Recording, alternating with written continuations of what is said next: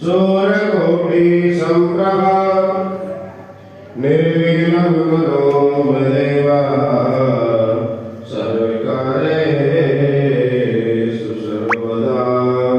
जय जय राधारमण जय जय नवल किशोर जय गोपी चित्त चोर प्रभु जय जय माखन चोर। श्री राम जय राम जय जय राम।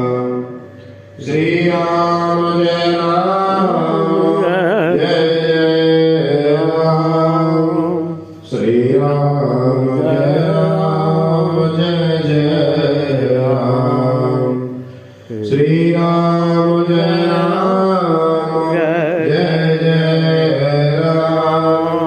श्री राम जय राम जय जय राम।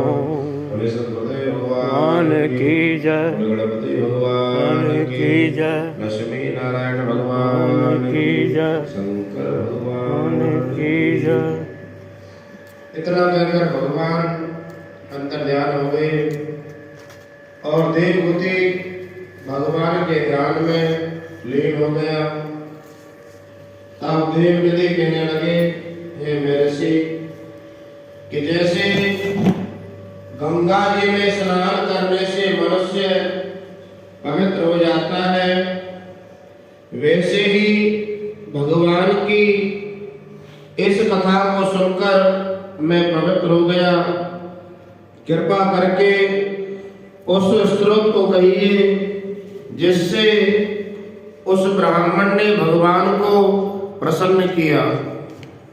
लोमत जी कहते हैं कि इस स्तोत्र को पहले गरुड़ जी ने पढ़ा, उनसे मैंने सुना कि हे ब्राह्मण, यह स्तोत्र अध्यात्म विद्या का सार और पापों के नाश करने वाला है। हे वासुदेव, हे सर्वव्यापी, हे चक्रधारी, हे सज्जनों के प्रिय, हे जगत के स्वामी श्री कृष्ण भगवान को मेरा नमस्कार है। जब स्तुति करने वाला जिसकी स्तुति की जाए तथा सभी जगत विष्णु में है, तो किसकी स्तुति की जाए? कि जिस भगवान के श्वास वेद है, फिर कौन सी स्तुति है जो उनकी प्रसन्नता के लिए की जा सकती है? कि जिस भगवान को वेद नहीं जान सकते, न वाणी के द्वारा गुणगान किया जा सकता है, न मन जान सकता है, उसकी स्तुति में अज्ञानी क्या कर सकता है? कि सारा चर और अचर संसार जिसकी माया से चक्र की तरह घूम रहा है, इसी से ही प्रभु आप चक्रपाणी कहलाते हो। ब्रह्मा भी आप हो, विष्णु भी आप हो, शिव भी आप हो। ये सारे संसार को उत्पन्न करने वाले हो और ब्रह्मा को भी आप उत्पन्न करने वाले हो। जब जीव शरीर को धारण करता है तब उसको ज्ञान उत्पन्न होता है कि तुम सब सुखों को देने वाले हो, इसमें कोई संदेह नहीं है। और सभी प्रकार के दुखों का नाश करने वाले भी आप हो, कि आपसे संपूर्ण सुखों को देने वाली बुद्धि उत्पन्न होती है। आप ही पांच कर्मेंद्रिय, पंच महाभूत, ब्रह्मा विष्णु रुद्र की कल्पना से आप संसार की कल्पना इसी प्रकार करते हो कि जैसे पिता पुत्री की।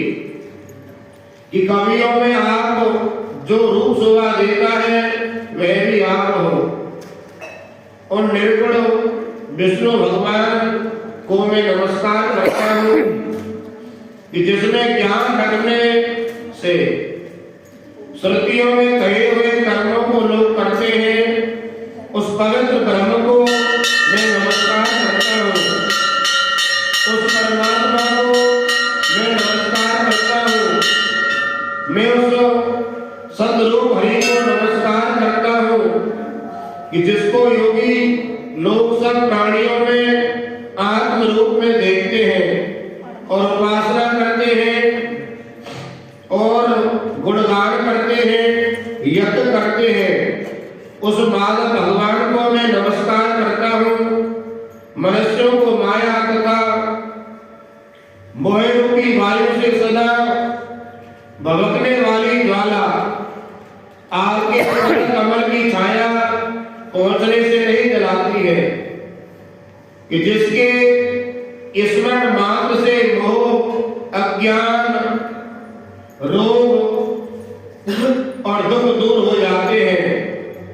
उस अनंत रूप को मैं नमस्कार करता हूँ, जिसको मिल जाने पर किसी दूसरे की इच्छा नहीं रहती, जिसको जानकर अद्वैतवादी आत्मा को समान देखता है।